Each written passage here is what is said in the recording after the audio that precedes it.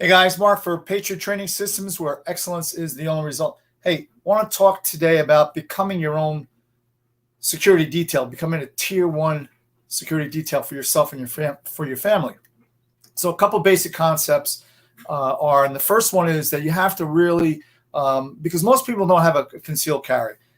In the state of New Jersey where I reside, almost impossible to get. So you have to be able to have unarmed skills that'll kind of give you a fighting chance in the unfortunate situation if you're ever attacked by an assaulter. So what are those unarmed skills? Well, they're gross motor skills to begin with. So the very basic, simple movements you can replicate and practice and get to a level of unconscious competence where you can perform that move without even having to think about it. You see a threat, you recognize, you have an immediate response, you do your business, and you save yourself or your family. Second thing is that what are we looking to do with those gross motor skills? What exactly are we trying to accomplish?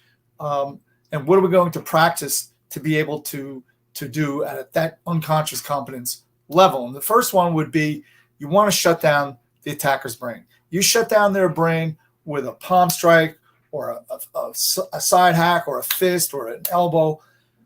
You shut down their brain, you shut them down. It gives you an opportunity to get out of town. All right. So second thing is you want to collapse that breathable airway. So maybe claw to the throat, again, a hammer fist to the throat, backhand hammer fist, maybe an elbow to the throat, or it could be just a straight punch right to the throat. You want to collapse that breathing airway. The other thing you want to think about is destroying their mobility. Maybe you do a jeet kick to their shin or to their knee, and you're going to, injure them to the point where they're no longer mobile, and you can get out of town. All right. And the other thing is to blind them with an eye jab or even a punch to the eye, elbow to the eye, forearm to the eyes. But primarily, you're gonna try and get your fingers in there, maybe with an eye gouge if you're grappling and you can get in there.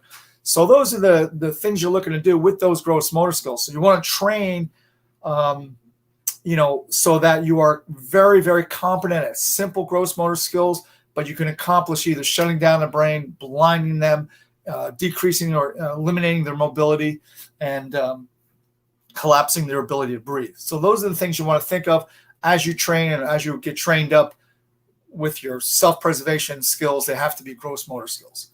And very simply, the reason why they want to be gross motor skills, they are embedded in the middle of your brain or your wild brain. So you're going to bypass your cognitive thinking. You're going to see the threat. You're going to react. You're not going to sit there and analyze. You have to get to that point because things happen very rapidly. Could be the difference between success and failure. And failure is not a good thing. So anyhow, those are some of the things you want to think about. When you gear up for your training, make sure that they are destructive. Again, they're going to shut down a brain. They're going to collapse an airway. They're going to decrease or eliminate their mobility or blind them, or maybe a combination of a couple of those. That's the goal. That's the key to survival. Mark for Patriot Training Systems. Please be safe out there. Get your training in. Eat well. Keep your immune system strong because it's a different world now. And most of all, God bless America. And we'll see you next time. You have a great day and get training.